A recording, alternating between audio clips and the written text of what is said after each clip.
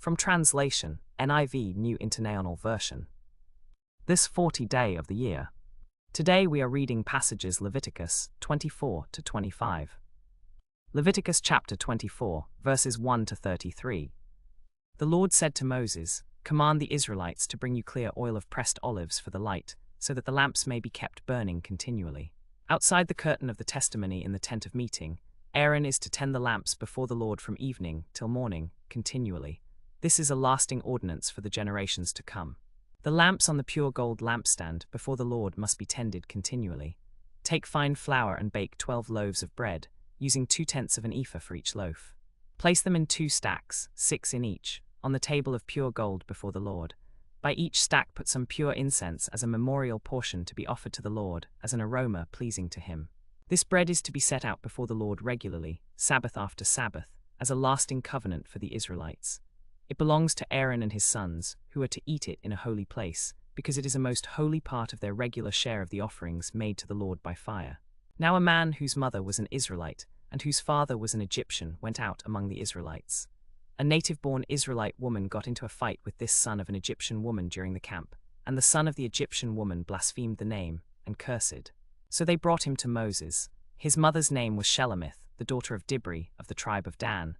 They put him in custody until the will of the Lord should be made clear to them. Then the Lord said to Moses, "Take the blasphemer outside the camp. All those who heard him are to lay their hands on his head, and the entire assembly is to stone him. Say to the Israelites, if anyone curses God, he will be held responsible. Anyone who blasphemes the name of the Lord must be put to death. The entire assembly must stone him. Whether an alien native-born, when he blasphemes the name, he must be put to death. If anyone takes the life of a human being, he must be put to death. Anyone who takes the life of someone's animal must make restitution life for life. If anyone injures his neighbor, whatever he has done must be done to him. Fracture for fracture, eye for eye, tooth for tooth.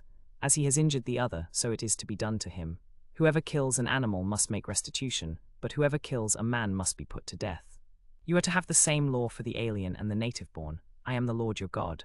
Then Moses spoke to the Israelites, and they took the blasphemer outside the camp and stoned him.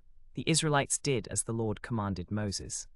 The Lord said to Moses, "Speak to the Israelites and say to them, when you cross the Jordan into Canaan, select some towns to be your cities of refuge, to which a person who has killed someone accidentally may flee.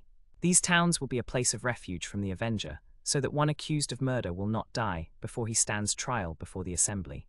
If the townspeople find that the accused has killed his neighbor deliberately, then the one who killed must die. But if it was not done deliberately and death was accidental, then the one who killed is to flee to one of these towns and live there. If the avenger pursues him, he must not be handed over to the avenger, because the accused killed his neighbor unintentionally and without malice aforethought. However, he must stay in that town until he stands trial before the assembly and until the high priest at the time dies. Then the one who killed someone may return to his own property.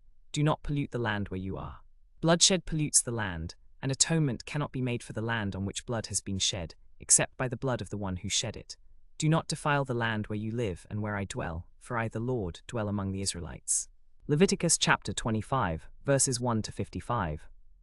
The Lord said to Moses at Mount Sinai, "Speak to the Israelites and say to them, when you enter the land I am going to give you, the land itself must observe a Sabbath to the Lord. For 6 years sow your fields, and for 6 years prune your vineyards and gather their crops.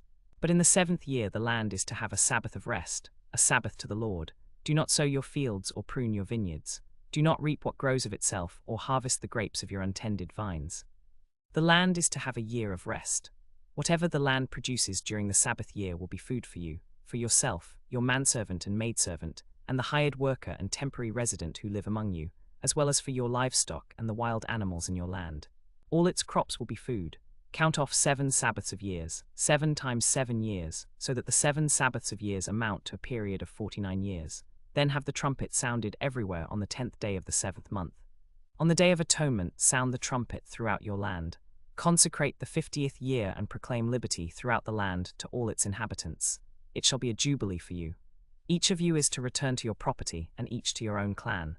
The 50th year shall be a jubilee for you. Do not sow and do not reap what grows of itself, or harvest the untended vines. For it is a jubilee and is set apart as holy to you. Whatever the land produces during the jubilee will be food for you. In this year of jubilee, everyone is to return to his own property. If you sell land to one of your countrymen or buy any from him, do not deal unfairly with each other. You are to charge him only for the number of years since the Jubilee. The price of the sale is to be set according to the number of years left for harvests. If the years are many, you are to increase the price, and if the years are few, you are to diminish the price, because what he is really selling you is the number of crops. Do not take advantage of each other, but fear your God, for I am the Lord your God. Follow my decrees and be careful to obey my laws, and you will live safely in the land. Then the land will yield its fruit, and you will eat your fill and live there in safety. You may ask, what will we eat in the 7th year if we do not plant or harvest our crops? I will send you such a blessing in the 6th year that the land will yield enough for 3 years. While you are planting the 8th year, you will still be eating from the old harvest. You will be eating from the old until the new harvest comes in the 9th year. The land must not be sold permanently, because the land is mine and you are but aliens and my tenants. Throughout the land that you possess you must provide for the redemption of the land. If one of your countrymen becomes poor and sells some of his property, his nearest relative is to come and redeem what his countryman has sold. If, however, a man has no one to redeem it but himself and he prospers, he may redeem what he has sold. The value of the land is to be set according to the number of years since the Jubilee, and its sale price is to be reduced accordingly. But if he does not acquire the means to redeem it, what was sold will remain in the possession of the buyer until the year of Jubilee. At that time it will be returned, and he can then go back to his property. If a man sells a house in a walled city, he retains the right of redemption a full year after its sale. During that time he may redeem it. If it is not redeemed by the end of a full year, then the house in the walled city shall belong permanently to the buyer and his descendants. It is not to be returned in the Jubilee, but houses in villages without walls around them are to be considered as open country. They can be redeemed, and they must be returned in the Jubilee. Levites always have the right to redeem their houses in the cities they possess, and houses sold in cities they possess are to be returned in the Jubilee, because the houses of the Levites in their own cities are their possession among the Israelites. The property of the Levites is redeemable. That is, a house sold in any town they possess is to be returned in the Jubilee, because the houses of the Levites are their possession among the Israelites. But the pasture land belonging to their towns must not be sold. It is their permanent possession. If one of your countrymen becomes poor and is unable to support himself among you, help him as you would an alien or a temporary resident, so that he can continue to live among you. Do not take interest of any kind from him, but fear your God, so that your countryman may continue to live among you. You must not lend him money at interest or sell him food at a profit. I am the Lord your God, who brought you out of Egypt to give you the land of Canaan and to be your God. If one of your countrymen becomes poor and sells himself to you, do not make him work as a slave. He is to be treated as a hired worker or a temporary resident among you. He is to work for you until the year of Jubilee. Then he and his children are to be released, and he will go back to his own clan and to the property of his forefathers. Because the Israelites are my servants, whom I brought out of Egypt, they must not be sold as slaves. Do not rule over them ruthlessly, but fear your God. Your male and female slaves are to come from the nations around you. From them you may buy slaves. You may also buy some of the temporary residents living among you and their families born in your country, and they will become your property. You can bequeath them to your children inherited property and can make them slaves for life, but you must not rule over your fellow Israelites ruthlessly. If an alien or a temporary resident among you prospers, and your countryman becomes poor and sells himself to the alien living among you, or to a member of the alien's clan, he retains the right of redemption after he has sold himself. One of his relatives may redeem him. An uncle or a cousin or any blood relative in his clan may redeem him. Or if he prospers, he may redeem himself.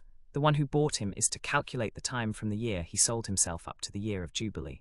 The price for his release is to be based on the rate paid to a hired worker, proportionate to the time he was with the buyer. If many years remain, he must pay for his redemption a larger share of the price paid for him. If only a few years remain until the year of Jubilee, he is to compute that and pay for his redemption accordingly. He is to be treated as a hired worker by the one who bought him until the year of Jubilee. Then he and his children are to be released, and he can go back to his own clan. If he does not acquire the means to redeem himself, he and his children are to be released at the year of Jubilee. For the Israelites belong to me as servants. They are my servants whom I brought out of Egypt. I am the Lord your God.